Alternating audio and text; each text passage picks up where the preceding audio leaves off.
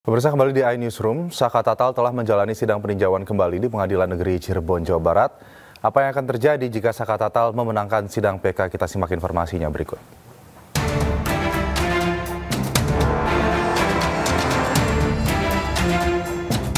Sidang peninjauan kembali Saka Tatal telah rampung.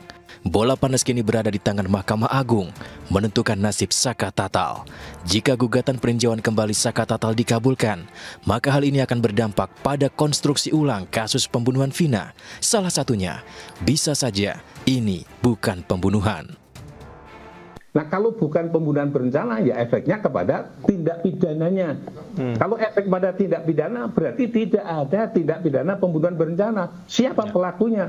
Itu semua pelaku dalam delik penyertaan itu berarti tidak mungkin terjadi itu. Karena akibatnya, objeknya itu ternyata bukan disebabkan karena pembunuhan berencana. Gitu. Nah, kalau itu yang terjadi, berarti efek pada semuanya. Dan yang kedua adalah juga pada pemohon PK Saka Tatal.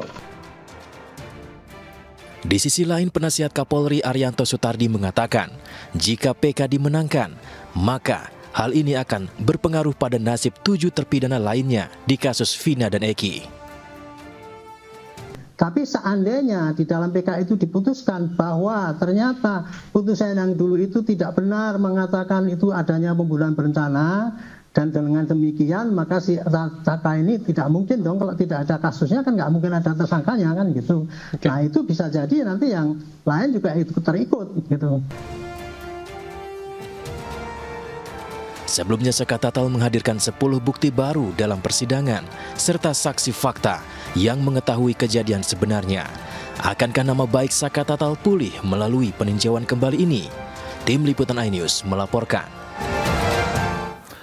Ya, sementara itu kuasa hukum Saka Tatal Edwin Partogi yakin jika kasus Vina terjadi karena kecelakaan dan Mahkamah Agung akan mengabulkan PK yang diajukan. Keyakinan tersebut berdasarkan sejumlah bukti dan saksi yang dihadirkan dalam sidang PK Saka.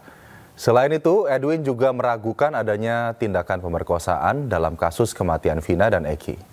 Mahkamah Agung kami akan mengabulkan permohonan PK dari Saka Tatal karena memang berdasarkan bukti-bukti yang kami ajukan, novum, saksi, dan ahli, nyatanya memang peristiwa yang terjadi itu adalah kecelakaan lalu lintas sebagaimana yang telah disimpulkan oleh polisi yang datang ke TKP pada tanggal 27 Agustus 2016.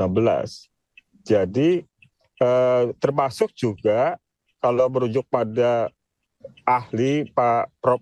Dr. Muzakir dan ahli dokter forensik Kudus Hendar yang Dr. Muzakir menekankan pada peristiwa pembunuhan yang harus menjadi rujukan adalah hasil visum. Ya. Apakah hasil visum itu menunjukkan itu atau tidak. Nah, dari penjelasan itu kemudian dipertegas oleh dokter forensik Kudus Hendar.